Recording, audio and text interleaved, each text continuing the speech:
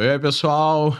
Sejam muito bem-vindos ao segundo episódio do Claudino Podcast, onde a gente traz aí pessoas que agregam valor com conteúdo, com histórias de vida, trazendo aí todo o seu conhecimento para compartilhar conosco. E hoje, trazendo um grande amigo, uma figura do mercado imobiliário, um fenômeno, Fabrício Medeiros. Obrigado aí pelo convite. O fenômeno é bondade sua, viu? Não, com certeza é reflexo dos seus resultados.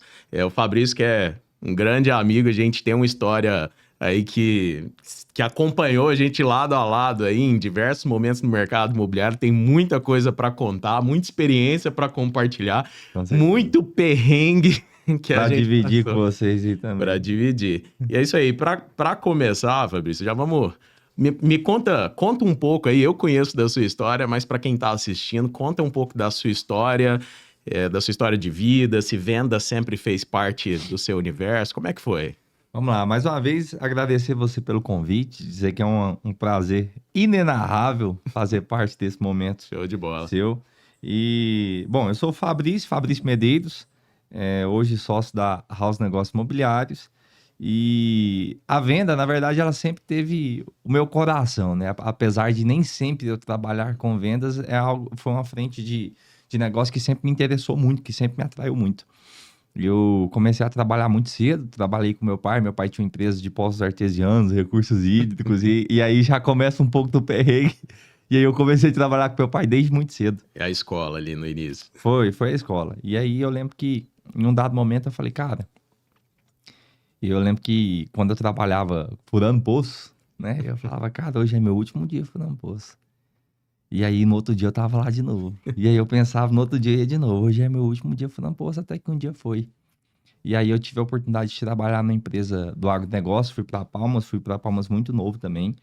E lá eu comecei a ter um pouco mais de contato com essa frente comercial. Inicialmente eu fui para trabalhar no faturamento, e aí como a dinâmica ali de me encontrar sempre com os produtores, eu acabei me envolvendo muito com a parte comercial. E ali eu fui me identificando. No meu retorno a Goiânia, né, e aí é uma outra história, mas resumindo, no meu retorno a Goiânia eu tive esse contato mais direto, né, com o mercado imobiliário mesmo, propriamente com o setor de vendas, né. Foi a convite de um grande amigo meu, inclusive o Clóvis, você conhece. Também, trabalhei junto. Trabalhamos juntos. E de lá para cá estamos aí desenhando uma história dentro desse mercado. Show de bola. A gente... Assim, você falando que começou muito novo, mas você é muito novo, né? Comecei muito cedo, né, na verdade. Hoje eu tenho 27 anos, mas comecei a trabalhar muito novo mesmo ali. Próximo dos 15 anos eu já trabalhava com meu pai. A gente tem uma diferença de idade aí de 9 anos, né? Eu vou fazer 36, então são 9 anos.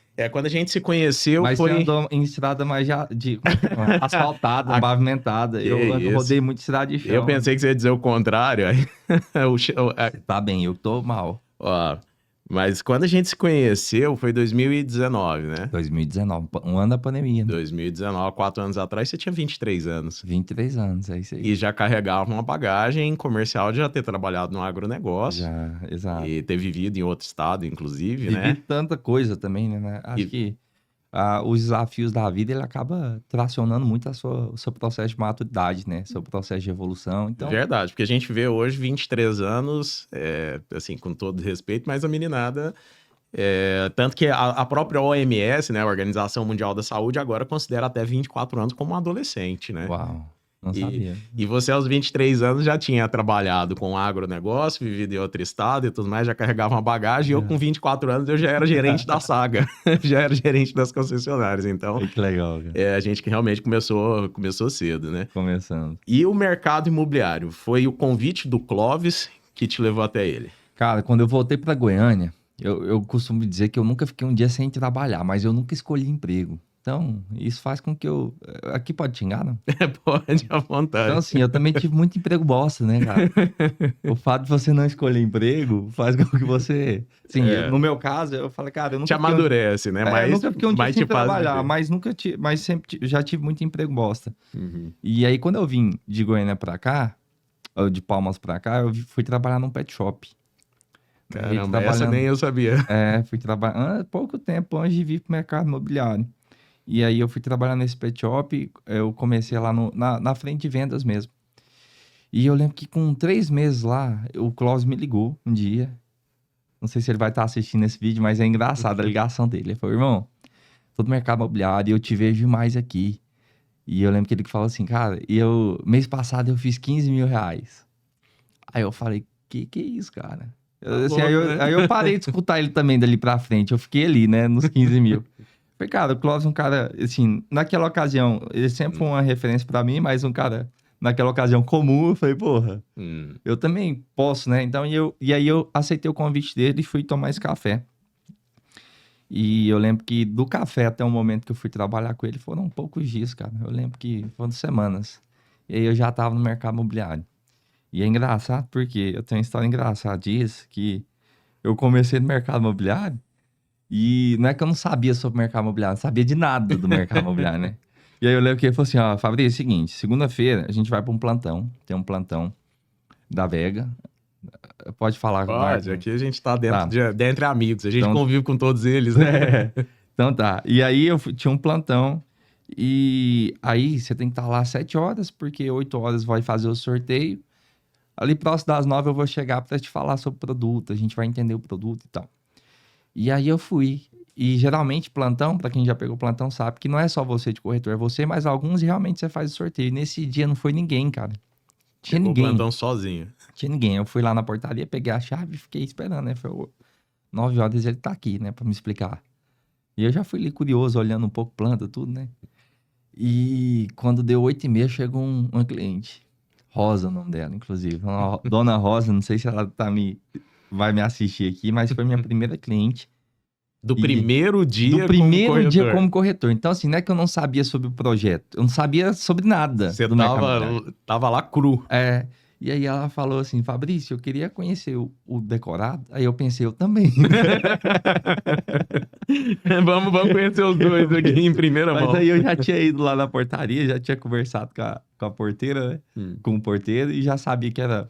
Enfim, quando eu entrei no apartamento, a gente pegou a chave, aí eu fui andando com ela e conversando, fui mais falando sobre vida, né? Então eu perguntei, Rosa, por que você quer mudar? E ela falou, nossa, meu filho vai fazer faculdade, agora eu vou ficar sozinho, então eu quero um lugar menor. Então, eu falei, seu filho faz faculdade de quê? Então, sabe, eu fui me conectando com ela, aí o Clóvis chegou, meu gerente chegou na ocasião. E, enfim, ele contornou. Cara, e é engraçado que aí, quando a gente subiu pro apartamento, ela perguntava assim: Fabrício, qual que é o tamanho desse piso? Sei lá, um exemplo. Não que tenha sido essa pergunta, mas ela perguntava: qual que é o tamanho desse piso? Eu falava 60 por 60. No olho, no olho. Não sabia, mas na minha cabeça, pô, eu sou especialista. Aí ela perguntava assim: quanto que eu tenho que dar de entrada aqui? Eu já tinha olhado a tabela. Aí eu falei assim, quanto você separou pra entrada? Aí ela falou assim, não, eu tava pensando em dar uns 60 mil. Aí eu falei, não, 60 mil tá ok. E parcela, quanto que ficaria? Eu falei, o que você tá pensando de parcela? Sabe aquela Você coisa? devolvia a pergunta. Sempre devolvia, porque realmente eu não sabia.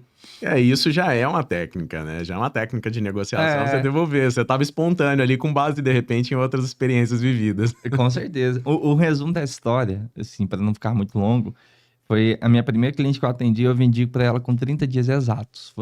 Foi minha primeira venda. Eu atendi ela dia 3, no dia 3 do próximo mês eu tava assinando o contrato. Que show, 30 E essa dias. história do contrato dela foi muito legal também, cara.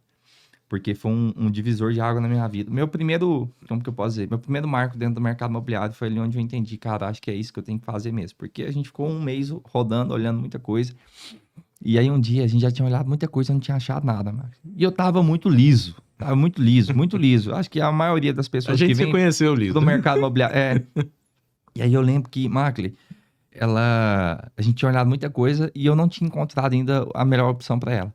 Aí um dia eu lembrei que eu tinha um amigo meu, era o único amigo que eu conhecia que morava em apartamento, pra você ter ideia do Ciclo limitado. exato, do meu ciclo limitado.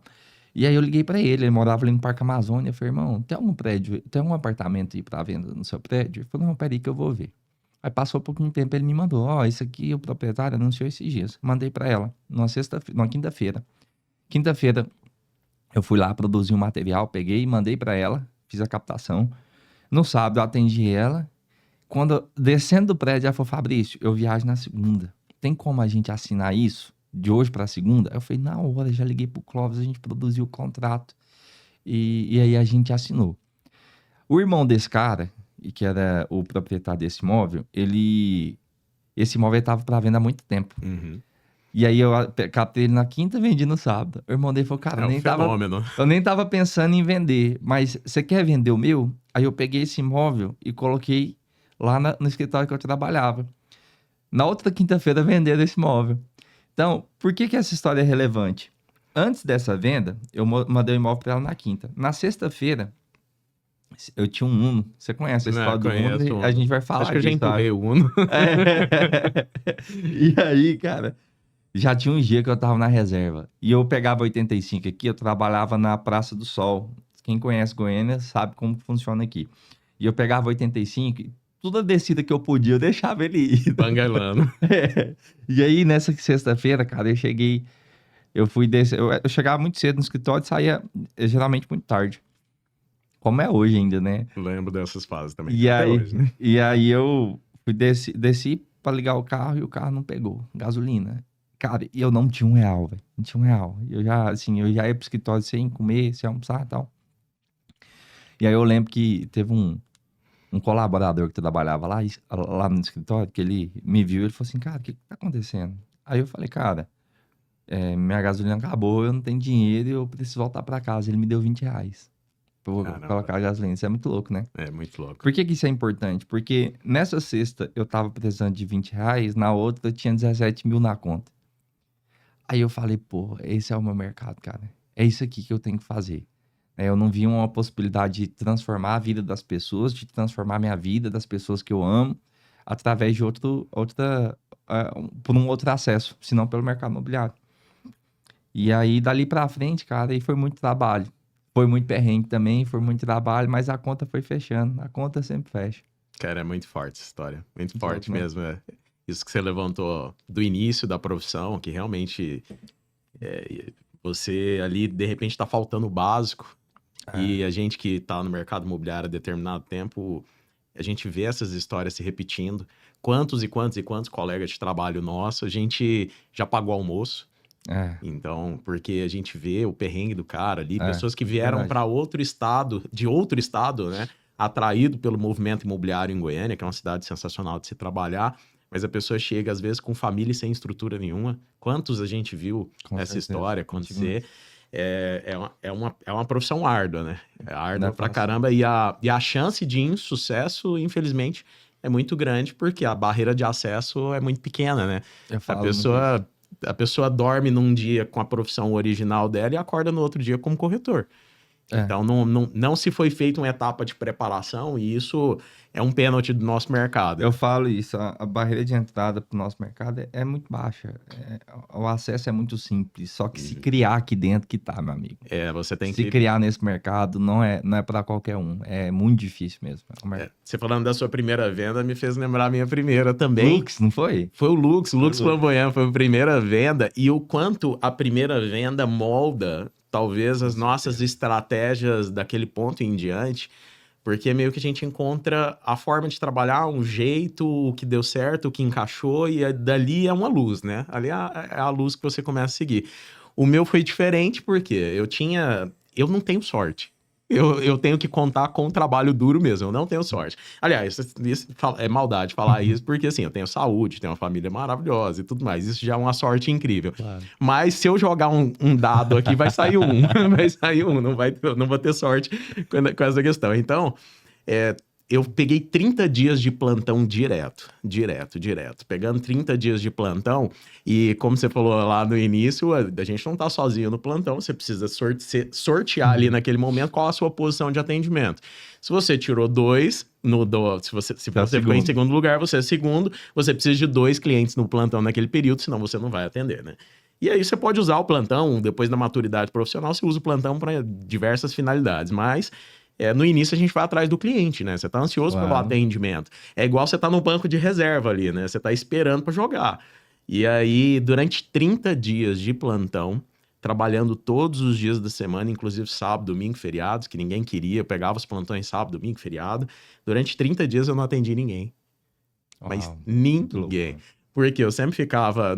Eu nunca. E se acontecesse de ficar em primeiro no sorteio, era na hora de um plantão que não tinha Não fluxo. tinha ninguém. Durante 30 dias não fiz nenhum atendimento. Então foi uma etapa de provação também no início da minha carreira, porque eu falei, caramba, mas que dificuldade que é atender um cliente aqui. Por mais que eu fosse também para outros meios de prospecção, começando a fazer lista do 100, tentando outras coisas. Mas eu tava me dedicando, porque a gente escolhe uma estratégia de início para poder se dedicar mais. Eu tava me dedicando aos plantões. E aí teve um treinamento no Lux Flamboyant, que eu fui até lá, da Elmo, né? E durante esse treinamento, o telefone chamou dentro do stand. O telefone chamou Legal, cara. dentro do stand. E o corretor que tava de plantão, ele tinha saído.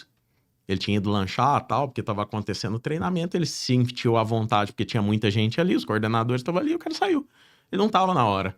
E foi a telefonista falou: olha, é um cliente e o corretor de plantão não tá aqui. Alguém pode atender? Eu peguei o telefone, alô. E aí, Na hora. na hora. Nisso, era o Leonardo, foi meu primeiro cliente, o Leonardo e a Rose. E o Leonardo no telefone, me falando que tinha passado na porta do stand, pegou o telefone da fachada e queria mais informações por e-mail. Olha que legal. E aí eu iniciei a minha primeira negociação ali, a maior parte dela foi conduzida por e-mail. Olha que legal. O quanto é importante a gente também Com certeza. entender o canal de comunicação que o cliente se sente mais confortável, né? O Leonardo, uma pessoa mais formal, gostava de comunicação por e-mail, a gente fez a negociação toda. E esse foi o meu primeiro negócio. E mesmo o meu primeiro negócio aconteceu, aí é onde eu falo, beleza, eu não tive a sorte dos dados, mas quando você trabalha todo dia, acorda cedo, trabalha até tarde, tudo, em algum momento você vai estar na hora certa, no lugar certo, e vai encontrar a pessoa certa. E Lógico. foi assim que aconteceu minha primeira venda A também. conta sempre fecha. E eu não mostrei outro empreendimento. Olha que Foi legal. o Foi ele. único, foi ele, foi extremamente direcionado. E eu ainda era muito ruim. Então, assim, ele comprou porque realmente ele estava com muita Olha aí, vontade de comprar. Então, e foi uma escola também. Cara, primeira mas venda. você entrou num ponto aí que pra mim é muito importante. Essa consciência de que você era ruim, pro corretor isso faz muita diferença. Porque eu vejo muita gente, nesse caso, por exemplo, você sofreu a venda. Vamos Sim, dizer assim, você sofri estava a no venda. lugar certo, mas você sofreu a venda.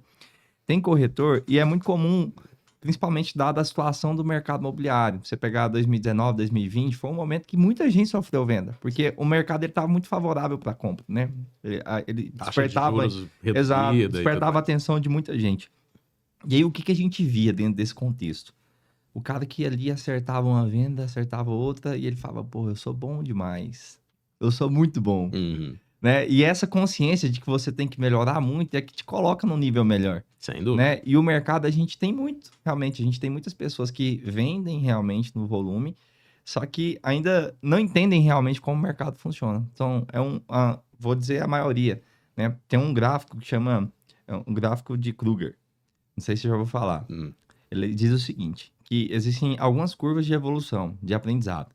A primeira curva de aprendizado é essa primeira. Então, imagina que eu começo aqui do ponto zero sabendo nada, e aí eu chego aqui no primeiro pico sabendo alguma coisa. Tem gente que para aqui nesse primeiro pico. Aí ele fala, pô, eu sou bom.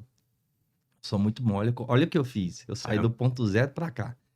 O cara que ele não se contenta em estar aqui nesse primeiro pico, ele continua estudando. Isso aconteceu com você, aconteceu comigo. Exatamente. E aí, à medida que você vai estudando, você vai declinando nessa curva de sabedoria, que você vai falar, porra, na verdade eu não sei nada.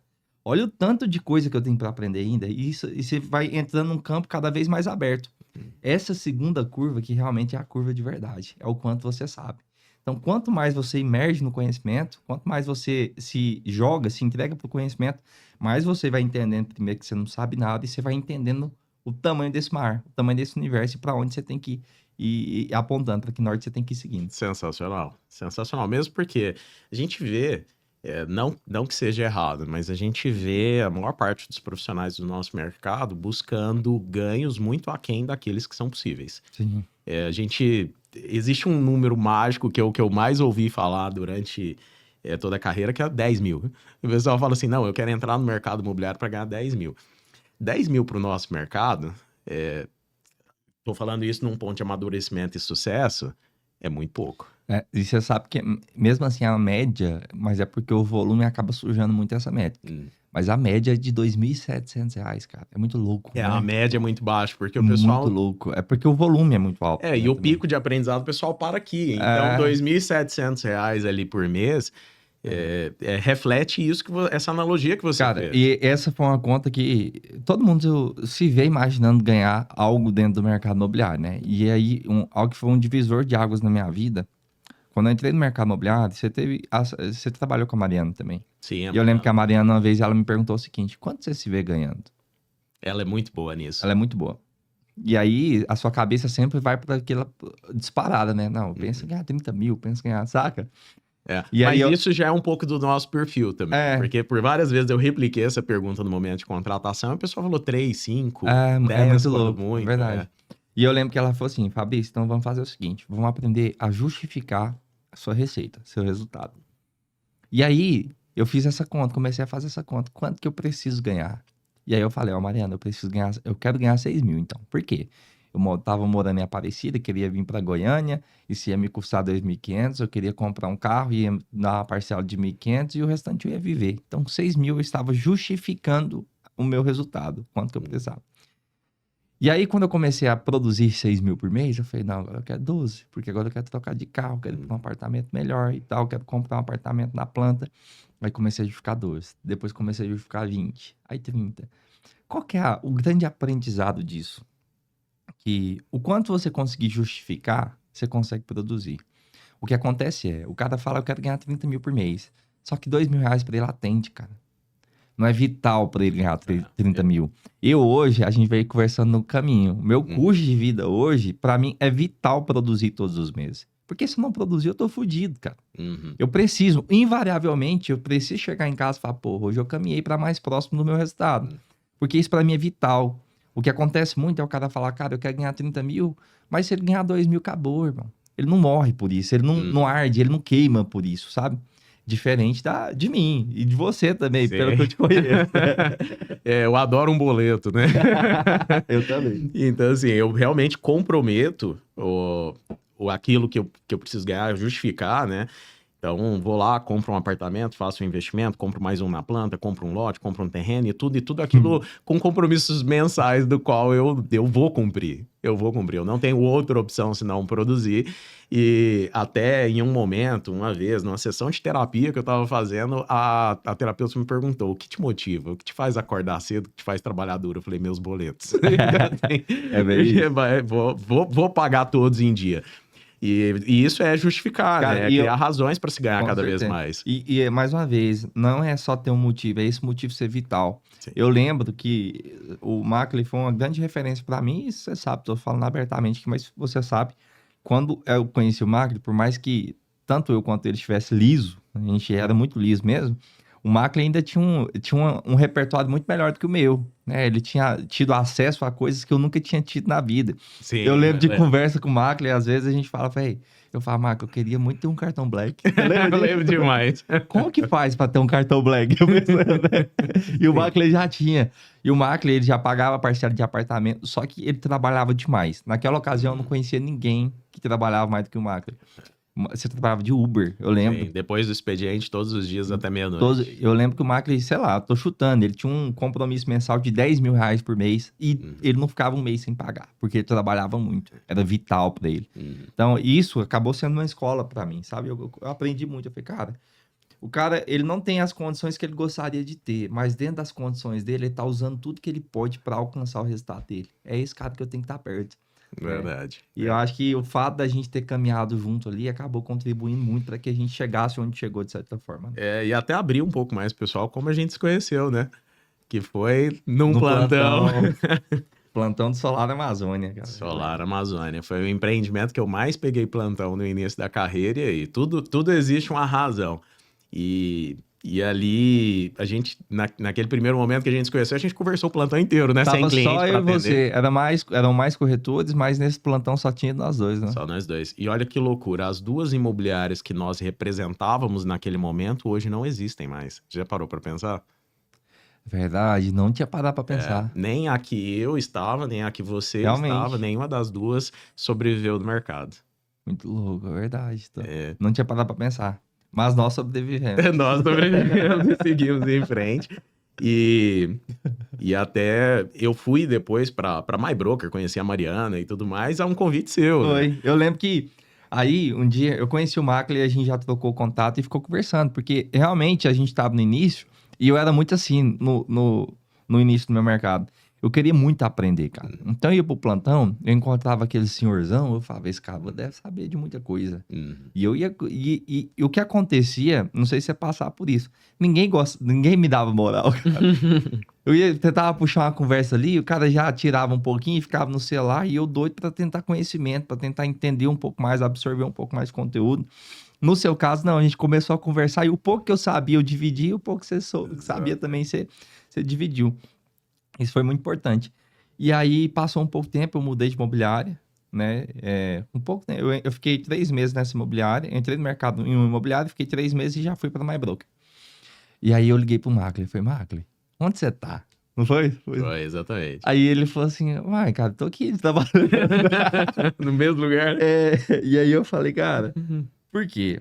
Eu entrei aqui na MyBroker e a nível de conhecimento eu tenho aprendido demais. Aí você falou assim, não, eu não tô pensando em sair não, mas me conta. Você falou com essa palavra, de repente você encontrou o caminho das pedras. Exatamente. Eu Com lembro essas disso. palavras. Aí eu falei, cara, acho que vale a pena você vir tomar um café aqui. Enfim, o Macley foi pra lá, tomou um café e a gente começou a trabalhar junto. Cara, e foi muito louco, E porque... esse convite, esse momento antecedeu a pandemia, né? Foi logo depois. Exatamente, o que eu ia comentar. Porque pouquíssimo tempo depois, porque a gente começou no mercado ali já no segundo semestre de 2019, eu acredito tanto eu quanto você, né?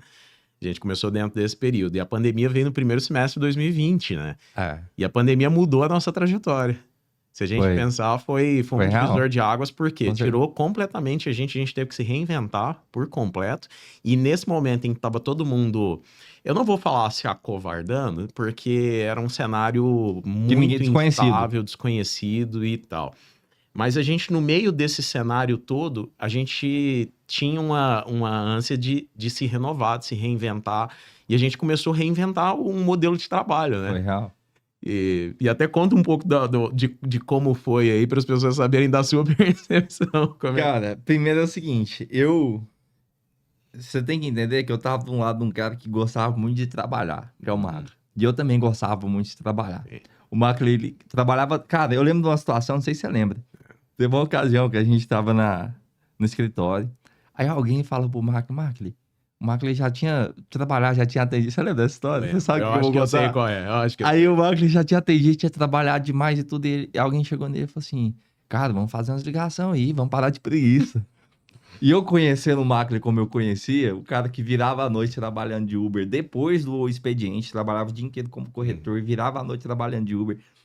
Eu já senti ele ferido demais naquela hora. Ele já pegou as coisinhas dele, botou na mochila. Foi. Eu pensei, esse cara não volta mais, cara. Mas voltou. É. Eu lembro desse dia. E feriu. Vamos parar de preguiça. Eu pensei, cara, mas ele é o cara que... Nunca conheci um cara que trabalhava igual esse caboclo. Eu era o cara que pegava o plantão no Goiânia Shopping no sábado à noite. Que ninguém queria pegar o plantão Galera, do queria sábado à revezar noite. plantão, o Macley falou na hora. Gente, alguém me cobra no plantão, eu na hora. Enfim, e aí, quando começou a pandemia, o que aconteceu foi o seguinte, mais uma vez, por um movimento natural, um cenário desconhecido, as pessoas ficaram muito reclusas, né? Sim. Então, a atração no trabalho, a atração no movimento realmente diminuiu no contexto geral. Eu e o Macley, a gente começou a ir pro escritório sozinho. Né? Você lembra disso? Entrava clandestino e a gente preocupado também com zelar Claro. de não ter contato, não aglomerar e tudo mais. A gente virou, cara, se for pra pegar a Covid, Vamos pegar é um do você. outro. É um do outro aqui, mas vamos E trabalhar. a gente fazia um compromisso, inclusive, de não ficar encontrando outras pessoas, porque como a gente estava próximo de família e tudo, então assim, o nosso contexto era família e eu e o Macley. Família e eu. Exatamente. E aí, cara, por que isso foi legal? Porque ali a gente começou a fazer um movimento no mercado que não existia, né? E só a gente estava fazendo naquele momento. Então a gente trabalhava ali, eu lembro na salinha 2x2, 3x3. A gente chamava de aquário, Um quando ela era aquário, pequena. E ali a gente começou a desenvolver ideias, né? Para conseguir trabalhar dentro de um ambiente que a gente não conhecia. E sem contato físico com o Sem cliente. contato físico. E aí a gente começou a produzir muito, né? Foi o primeiro momento que a gente produziu muito conteúdo. Eu lembro que eu e o Macley, a gente rodava campanhas ali, né? E aí, esse foi um movimento muito forte. Nossa, a gente foi realmente pro digital, a gente produziu muitas campanhas, muito material e um contato muito remoto. O máximo que a gente pudesse entregar assim, de forma remota para o nosso cliente, esse era o nosso planejamento, né? Nossa ideia, Exato. nosso objetivo. E eu lembro que a gente ia sair para produzir conteúdo e a gente não podia acessar os apartamentos direto, porque às vezes é um apartamento que estava habitado. Então a gente ia para a porta dos prédios, não sei se você lembra disso. Filmava a fachada. Filmava a fachada, fazia um vídeo, fazia um criativo legal e aí fazia a campanha com esses criativos. E a gente fazia muito, a gente rodava a cidade, você lembra, né? Rodava a cidade parando de prédio em prédio, filmando, já fazia o criativo, já subia o Você era muito bom na edição, a maneira como você fazia ali. A galera começou a copiar os nossos stories, né, inclusive. A gente começou a ver muito pessoal até filmar, até ele postar no deles na época. Realmente. E aí, nessa ocasião, inclusive, um projeto que eu vou falar o nome, mas inclusive foi um divisor de água na sua vida também, e na minha, certamente, foi o Intense, né? A gente fez muita campanha pro Intense e nessa ocasião a gente atendeu muito lá. Foi. Né? Esse, inclusive, foi o criativo que copiaram, né? Copiaram de lá. Teve o Portal dos Mares também. Portal dos Mares. Cara, você vê, era de ponta a ponta, né? Porque a gente... Negrão de Lima. Aí o Vila Alpes, depois Marissa Bueno. Vila Rosa. Vila Rosa, né? Então a gente... E era engraçado que nesse overview que a gente fazia para fazer o material dos produtos, a cidade estava vazia. Não tinha ninguém. Não tinha ninguém, era muito louco. A gente... Era uma sensação, pessoal, para vocês que estão assistindo, que a gente tinha uma sensação que só eu e ele tava trabalhando no mercado.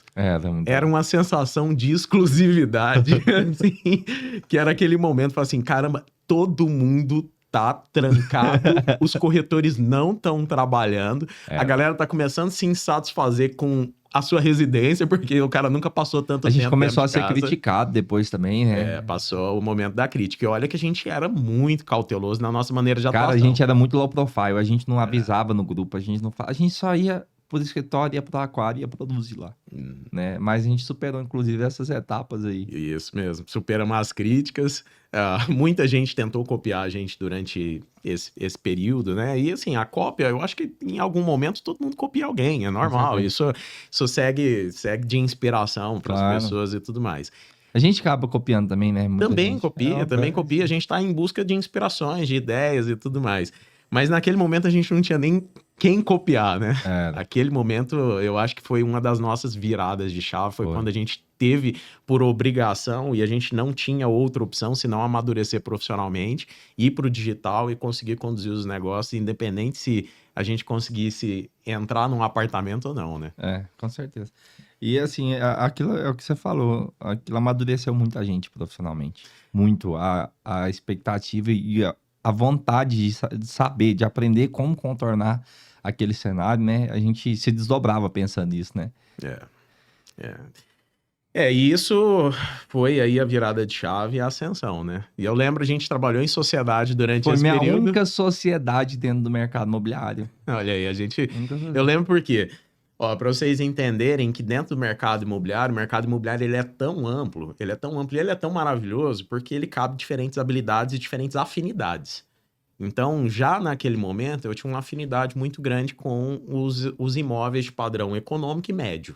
Sim. Então, não é nem o popular. O pessoal confunde econômico com popular. O popular seria MRV, tenda, os imóveis bem de entrada mesmo. O econômico, a gente já pega bairros consolidados, a gente já pega empreendimentos com contexto interessante e tudo mais. Mas eu sempre tive uma afinidade com o econômico e o médio padrão. E você já teve mais afinidade com o alto padrão, né? A nossa parceria começou daí, né? Começou daí. Porque a gente começou a produzir muito material e, naturalmente, a gente começou a acessar muitos clientes. E aí, a gente começou a dividir isso, né? Falar, o Macli, é o seguinte... O Macli, na verdade, propôs. De tanto a tanto eu vou atender, de tanto a tanto você atende. Isso foi muito bom, né? De certa forma, foi... Porque aí cada um... Não significa que eu não entendesse sobre a frente do Macli, nem o contrário. Mas, pelo contrário, dava mais volume pro Macli na frente que ele tinha domínio e mais volume para mim na frente que eu já tinha domínio. Exato. E aí a gente, quando sentava para conversar, a gente compartilhava a experiência e os dois acabavam ficando bons nos dois, né? De certa forma. Exato. A gente aprendeu muito naquela época ali. E outra, a gente teve uma didática um pouco mais autoral. nós ocupávamos muito pouco os nossos gestores. É, Era muito pouco. isso é Então, a verdade. gente olhou um para o outro e falou, cara, vamos aprender? Vamos. E a gente mergulhou nesse negócio. A gente tinha a didática de pesquisar e ir atrás da informação. A gente também se relacionava bem com os outros corretores. A gente tinha um Exato. relacionamento muito Sim. bom e a gente aprendia muito com os colegas também. Até em relacionamento, você tinha mais relacionamento que eu, porque os corretores chegaram em determinada época e começaram a pedir ajuda para que você atendesse junto com eles, Foi, né? isso Eu lembro muito aconteceu. dessa etapa, tanto que isso evoluiu para a gestão, né? Sim. Dentro do mercado imobiliário, você assumiu um papel de gestão muito antes de mim. Cara, e eu pensava o seguinte, por quê? Eu fui gestor antes de ser nomeado a gestor. Porque eu achava legal demais. O que eu queria? Eu queria muito atender. Que não fosse pra mim. Mas às vezes um corretor me chamava pra atender, eu falava, cara, na hora, pelo amor de Deus, me chama sempre que você quiser. Porque esse me dando bagagem. O dia que eu fosse atender o meu cliente, eu tava muito mais pronto, porque eu já tinha confrontado com diferentes realidades, diferentes objeções, então eu já tava muito mais maduro. Então, naquele momento, eu tava muito procurando volume mesmo, sabe? Tudo que eu podia de contribuir, tudo que eu podia falar sobre o mercado imobiliário, eu queria falar. Uma dica que eu dou para todo mundo que tá começando, e foi algo que eu usei na minha vida demais, você falou isso no começo, eu comecei muito ruim. A primeira vez sempre vai ser a pior. É nisso que você tem que se apegar. Então, eu que tô no mercado ainda erro, você certamente erra menos, a gente erra menos, mas erra, vez ou outra. A gente se sente mais seguro para arriscar mais também e os erros se tornam comuns. Você aprende a lidar com seus certeza. erros. Então, a dica que eu dou é a seguinte, erra logo, cara. Erra antes. Se você sabe que você vai errar no começo, então erra o quanto antes. E aí eu vejo, às vezes, as pessoas muito inseguras e muito apegadas em entender o processo inteiro, aquela coisa mais metódica, sabe? Sempre que eu vejo falar em técnicas de venda, em processo de venda, isso me dá uma arrepiada, porque eu falo, cara, eu acho que não é por esse caminho, sabe? Eu acho que o negócio é mais no feeling mesmo. A gente lida com imóveis, mas o nosso negócio é muito mais sobre a pessoa do que sobre o imóvel propriamente, Exato. né?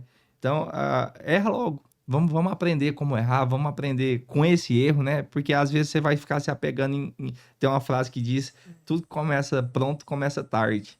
Né? Então começa o mais rápido possível, ainda que errado, e vai aprendendo com... Tem outra frase muito legal que é o feito melhor do que perfeito, né? Então isso impulsiona muito. E você falando sobre que o mercado imobiliário se representa muito mais sobre pessoas do que sobre produtos, né? Isso é tão verdade que eu vim do mercado automotivo, Sim. em que vender um veículo, não necessariamente você se conecta tanto com alguém. Para você vender um veículo, você precisa conhecer os veículos concorrentes daquele. Então você precisa saber fazer os comparativos técnicos. Por que eu vou comprar uma Hilux e não um Amarok, ou um S10, ou uma Nissan Frontier? Então, assim, você é muito técnico na venda. Sim. Você é muito técnico. Você precisa saber potência, você precisa saber 0 a 100, você precisa saber numa picape a capacidade de carga, você precisa saber os itens de segurança que aquele veículo dispõe e tudo mais. Quando você vai para o imóvel, quando eu fui para o mercado imobiliário, essa foi a minha grande dificuldade. Sair do produto para pessoas. E quando eu entrei no mercado imobiliário, uma das minhas travas, que assim, consegui resolver isso rápido e tudo mais, mas a trava que eu lidei do início é porque eu queria entender tudo do produto, porque eu entendia tudo do carro. Para eu vender esse apartamento, eu preciso entender tudo. Eu quero saber a marca desse porcelanato aqui, ó. Qual que é a marca? E o vergalhão dentro da parede aqui, qual que é a bitola dele? Aí eu ia muito na parte técnica. Eu quero vender a estrutura desse prédio aqui. Eu quero falar que essa estrutura é melhor do que a daquele prédio e tudo mais. Sendo que a localização ali é o ponto principal. A localização se comunica com a vida da pessoa, o formato da planta atende à necessidade da família, e é muito mais a pessoa, é sempre da pessoa para o produto, e não do produto para a pessoa. Quando eu atendo um cliente hoje, a primeira coisa que eu faço são perguntas, né? E às vezes a pessoa, ao atender um corretor ali no início, ou às vezes até quem já está há mais tempo no mercado, na hora que um cliente chega, ele já começa a falar sobre o produto. Como é que você muito tá? comum. É muito comum, né? E eu percebo isso... E você fazia isso muito bem. E naquele momento que a gente se conheceu, foi uma virada de chave porque eu comecei a observar isso em você. Legal. Porque você se conectava muito com as pessoas, eu via você atendendo os clientes e com 15 minutos de atendimento você dando risada e como se você tivesse amiga há muito tempo deles.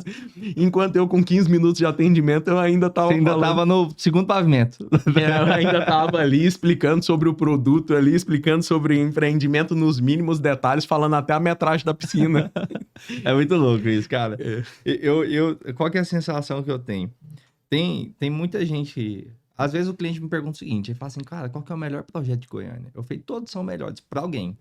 Aí a pergunta é, para quem esse é o melhor produto, né? Porque, na verdade, eu tenho que entender primeiro quem que é a pessoa para eu entender qual que é o melhor produto, né? A gente lá no escritório, a gente faz assessoria para algumas carteiras de investimentos, para alguns grupos de investidores. E aí, tem muito cliente meu, quando eu falo isso, fala assim, cara, o que eles estão comprando? Eu falo, cara, peraí. O que você quer? Você quer só investir? Você está pensando estritamente em investimento? Porque às vezes a melhor opção estritamente para investimento não é a opção que você tem para morar. Às vezes não tem nada a ver com moradia. Porque às vezes o cara. Agora, se o cara chegar e falar assim, Fabrício, eu quero a melhor opção para eu morar. Então vem cá, vamos entender sua vida. Ah, minha vida acontece aqui, meu contexto, meu filho estuda tal. Então, ó, dentro desse cenário aqui, a melhor opção para você morar é essa. Não, eu quero uma coisa mais híbrida agora, que me atenda a minha demanda de morar, mas que ao mesmo tempo seja a melhor opção para investir dentro desse contexto. Então, aí não é esse mais, aí é esse aqui. Fabrício, não, na verdade agora eu quero uma opção só para investir, esquece qualquer coisa. Eu quero a melhor... Aí, então, o que eu quero dizer com isso? O primeiro passo é entender a pessoa, qual que é a demanda dela. A partir daí, você vai encontrar a melhor opção. Em Goiânia, toda semana lança a melhor opção do mercado. A opção o imóvel mais aguardado do ano, a grande oportunidade do ano. E para quem, cara? A gente tem que entender para quem. Concordo com você. Eu ia falar uma coisa que ia ter que cortar. Não, agora você vai ter que falar. Não, essa aqui não pode dar. Não, eu vou falar sem citar nomes. Certo. Vou tentar, mas vai ficar difícil, hein? Se ficar muito explícito, corta, viu? Combinado. Aí, o que aconteceu? Um dia eu tava na academia e eu encontrei um dono de incorporadora. E eles tinham lançado um projeto, assim, realmente muito esperado em Goiânia. E no dia do lançamento, ele vendeu no mesmo dia, cara. Tudo. Pá, vendeu tudo.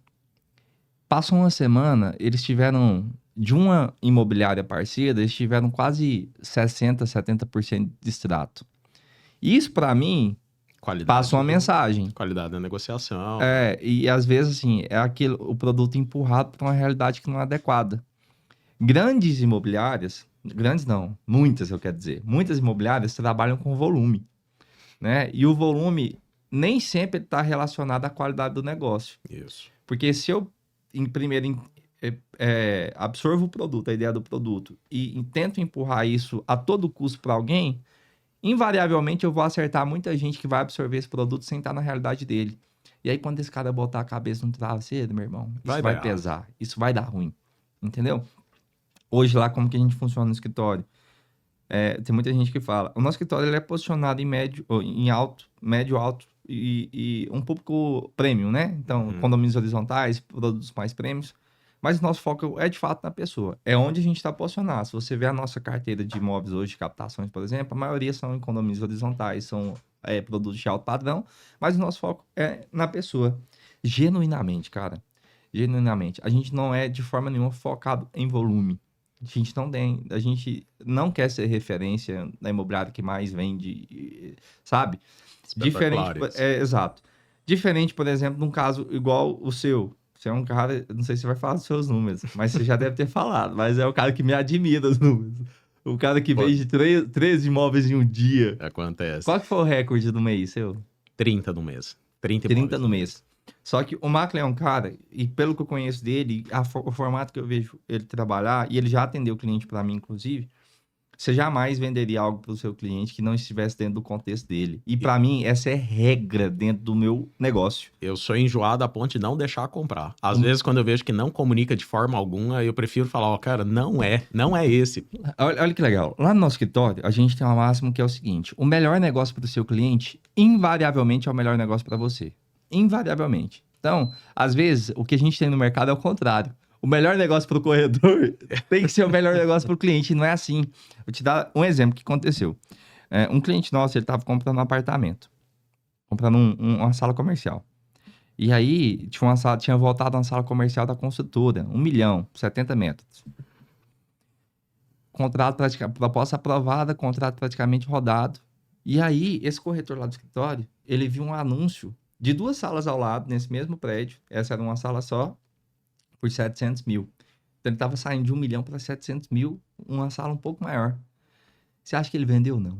O da consultora? Não vendeu. Não. Ele ligou pro cara e falou assim, cara, é o seguinte, a gente tá com o contrato rodado aqui, mas eu vi um corretor anunciando uma sala e a gente vai ter que ir nela. Esse corretor, ele tem 20 vendas com esse cara já. É a 20ª venda dele, sabe?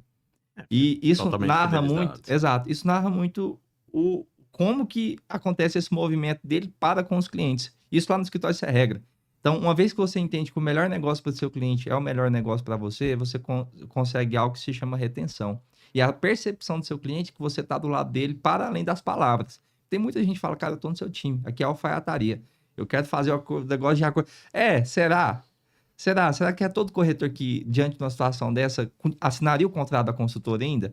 Eu já tive que desligar da minha imobiliária uma gestora, porque eu vi na mesa ela falando assim, corre para assinar antes que ele perceba. Acabou para mim.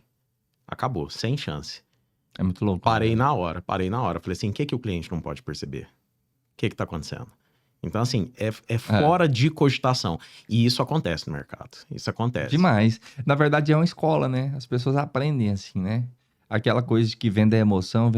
Peraí, cara, venda tem que ser razão. Cara. Eu acho, né? Minha opinião. A parte, é óbvio, a parte que ele vai entender, conhecer o imóvel e tudo, e isso acaba mexendo com o lado emocional dele. Mas quando entra para a parte da razão, isso tem que ser importante, porque é como ele vai pagar. Se você pensar do ponto de vista imobiliário, a compra de um imóvel, ela repercute um efeito aí pelo menos por 15 anos. É uma decisão que ele vai tomar aí que por Pode pelo menos... impactar gerações. Exato. Então, isso tem que ter razão. É o que você falou. O que ele não pode perceber? Ao contrário. O que tá faltando eu falar para esse cara? Eu falei tudo. Tem que entregar tudo. Exato. Tem que entregar tudo. Eu tava vendendo um lote esse final de semana para um amigo meu. Ele tá em Minas Gerais, não tá aqui e tudo. E eu sou o cara que sai... Quando eu tô atendendo em loteamento, eu saio com a calça cheia de carrapicho. Eu vou pro eu entro no meio do mato mesmo. A minha coordenadora, que é a Elisa, lá na Claudina Imóveis, a Elisa falou, ó, compra uma perneira, que qualquer hora vai achar uma cobra nesses lugares que você vai. E aí... Já com o negócio fechado, com tudo certo, com o primo dele me acompanhando, o primo tava acompanhando, e depois já do lote escolhido, eu dei mais uma geral no lote, assim, e percebi que tinha uma pedra muito grande dentro do lote. Tinha uma pedra muito grande, e a gente sabe que no momento da construção, essa pedra talvez tenha necessidade de retirada, e aí vai ter que dinamitar ela, vai ter que vir com terra e tudo mais, isso pode gerar um custo construtivo, ou se de repente for uma pedra com profundidade, dá para fazer a fundação em cima dela, mas é algo que eu não tô vendo a profundidade da pedra. Então eu já fui lá e alertei ele. Falei, cara, ó, beleza, o negócio tá fechado, foi o seu lote preferido, mas eu tenho que te alertar que tem uma pedra lá dentro. E aí o primo dele foi e falou, não, vamos olhar e tal e tudo mais, a gente resolveu. Mas tipo assim, o primo não tinha visto, o cara tá em Minas Gerais e tudo mais, e eu percebi, mas eu não posso negligenciar isso. Isso é Claro. Isso é a ética da profissão. Tem uma história que é famosa aqui em Goiânia, não sei se você já ouviu, que é do seguinte, o cara atendeu uma cliente, vendeu o apartamento para ela. Aí no dia de assinar, ele marcou de assinar no apartamento. A história é antiga. Aí chegou no apartamento e falou, ó, dona fulana, você vai ser muito feliz aqui. Aqui na rua tem uma feira. Aí a senhora falou, feira? Nossa, eu odeio feira. Odeio feira. Como que vendem essa história? Fala, cara, para de vender depois que tá vendido, né? É o que falam. Mas, cara, você tem que pensar por outro lado também. Se essa mulher odeia feira, cara, se você tivesse entendido realmente o que é importante, o que é indispensável para ela, que bom que ela não comprou, né? Porque imagina. Você vai ter uma nova oportunidade. Exato, que bom. Você fala, cara, que bom então, né? Que você odeia feira, vamos olhar outra opção agora. Essa é uma informação importante. Primeira coisa que a gente faz num processo de busca lá, sempre que a gente vai atender um cliente pela primeira vez. Geralmente a gente usa muito a nossa estrutura do escritório. Você conheceu lá? Sim, 60% da nossa estrutura foi desenhada para estimular essa conexão com o nosso cliente. E a primeira pergunta e a mais importante que a gente faz para o cliente é o seguinte: o que é indispensável nesse imóvel? Indispensável. Aí ele vai falar, sei lá, tem que estar próximo da escola do meu filho, eu preciso de uma varanda maior, enfim, o que é indispensável? Partindo daí, você sabe que qualquer outra coisa não é indispensável. Ela pode reconsiderar.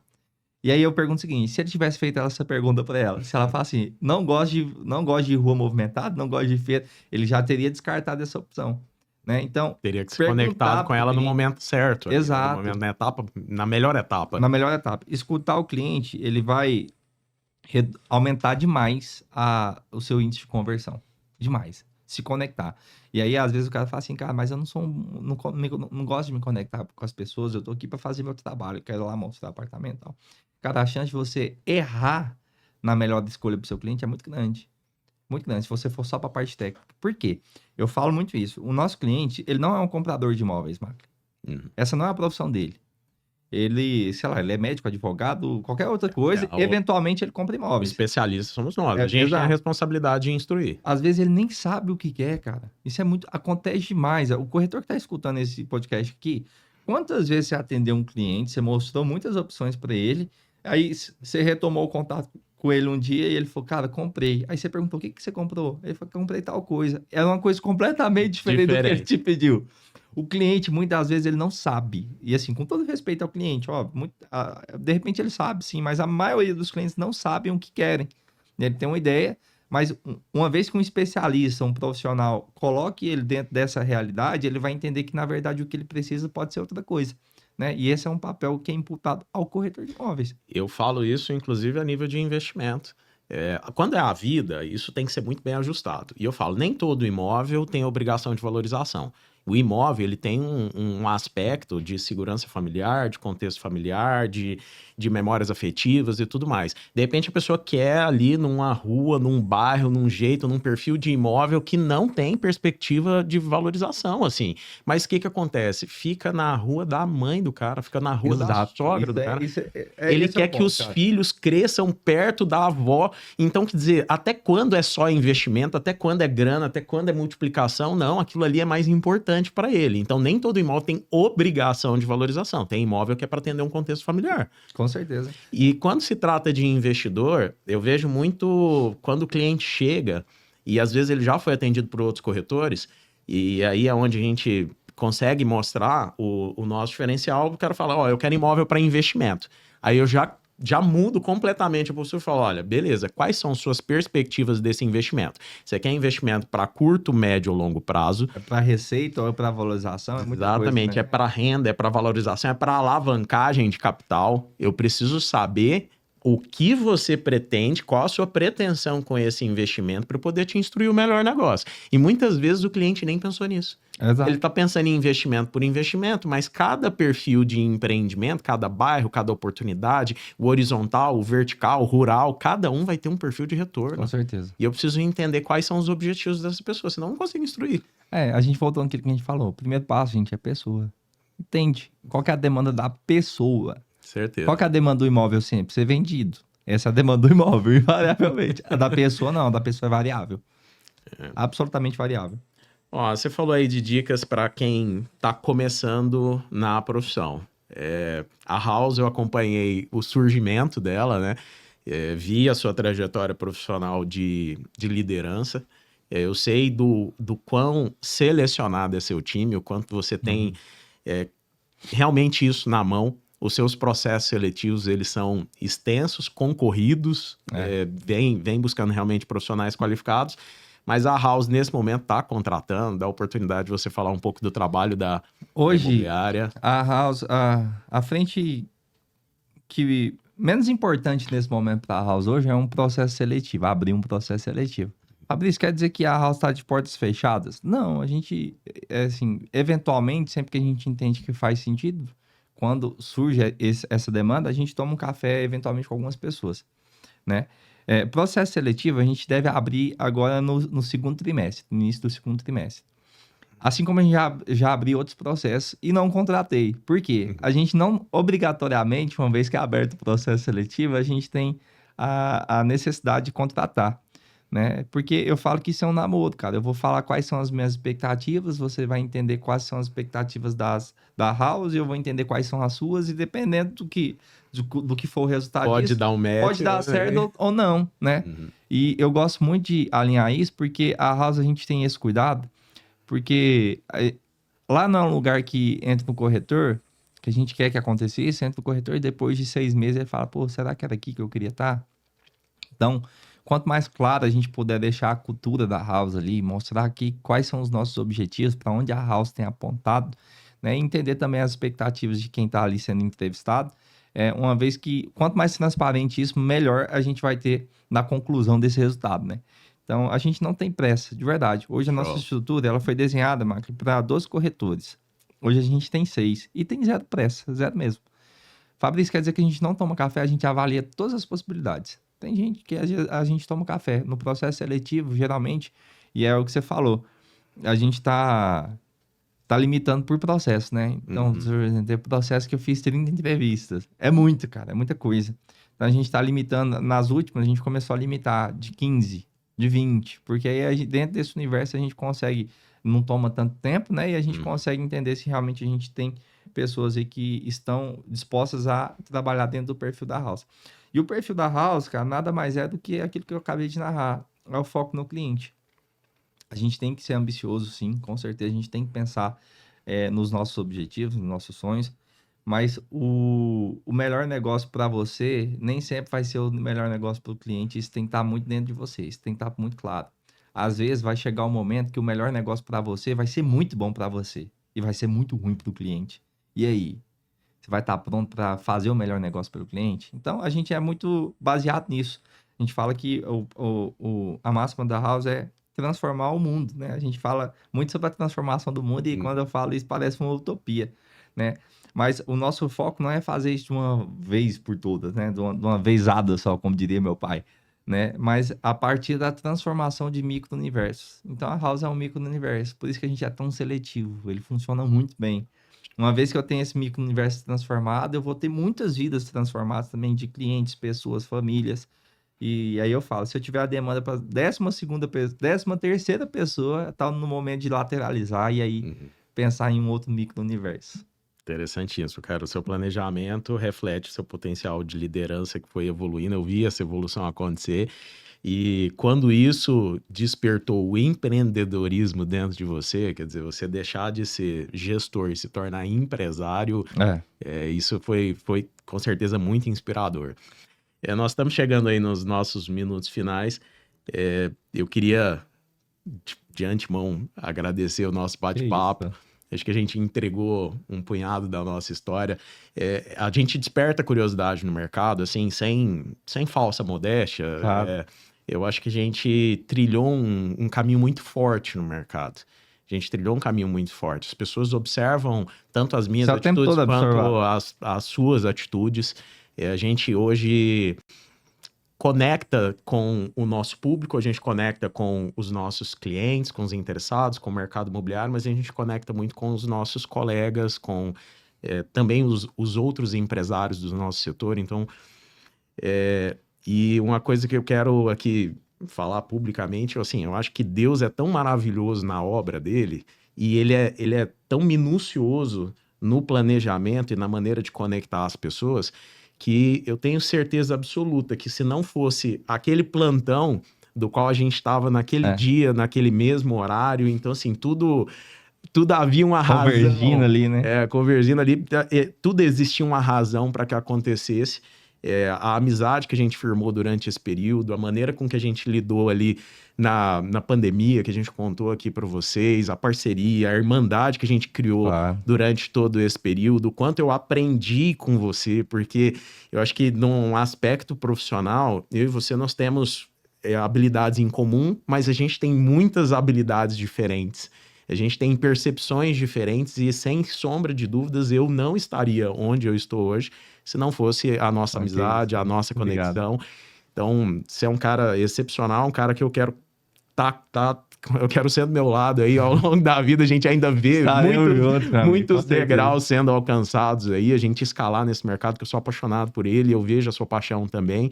Mas realmente, ó, esse cara é fenomenal, pessoal. Já segue no Instagram, já deixa lá o seu perfil, porque a minha amizade com você com certeza foi um dos ingredientes para eu chegar onde eu cheguei. Eu tenho certeza, eu agradeço demais esse carinho e essa percepção sua, e eu quero que você tenha a certeza que isso é recíproco também. Eu sei que nenhum movimento é em vão, acho que todo movimento acontece por uma razão. A gente soube aproveitar esse movimento, né, que foi o fato da gente ter se conhecido, extrair do melhor dessa oportunidade, e com certeza foi um ingrediente muito valioso para que a gente chegasse onde chegou. Isso aí, quer deixar alguma mensagem pro pessoal aí? Já manda bronca. Não, assim, a dica que eu posso dar, e aí para concluir, é o seguinte: concentrem-se no movimento, cara.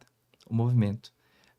Sabe aquela sensação que já aconteceu com muita gente, e hoje eu não me permito de jeito nenhum, aquela coisa de chegar em casa e falar, cara, hoje eu não fiz nada, não caminhei nenhum passo para mais próximo daquilo que eu queria. Não permita isso na sua vida. O movimento, foca no seu movimento, porque se o seu cliente vai assinar ou não um contrato, se você vai conseguir ou não vender, isso são variáveis, depende de muita coisa. Agora, o seu movimento Depende só de você. depende só de você. Então, movimente-se pro caminho certo. Isso aí. Fabrício Medeiros, pessoal, tá aqui. Muito obrigado. E logo, logo anuncio aí o próximo episódio. Vocês veem que realmente a gente traz gigantes do mercado, histórias que inspiram, que trazem muito conteúdo, muitas curiosidades. E esse é o papel nosso do podcast, é realmente trazer informação e entretenimento para todos vocês. Muito obrigado pela audiência e até o próximo. Tamo junto.